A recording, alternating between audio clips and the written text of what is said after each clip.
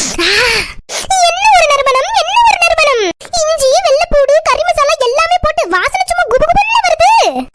ஆமாத்தே, வாசனையே சும்மா குபுகுபுன்னு இருக்குதுன்னா அப்ப சிக்கன் குழம்பு எப்படி இருக்கும்னு பாத்துக்கோங்க.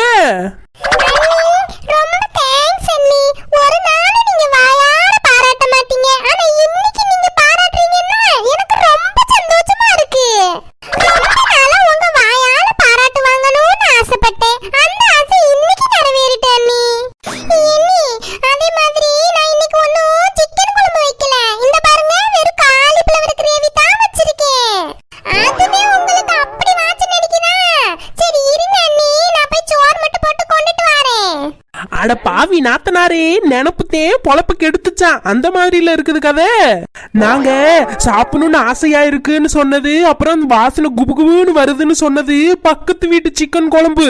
உன் குழம்பு என்னைக்கிட்டே வாசனை வந்திருக்கு. அது அந்த சட்டியை விட்டு கூட வாசனை வராதே. இந்த பாரு, பச்சை கலர்ல காலிஃபிளவர் வச்சிருக்கான்.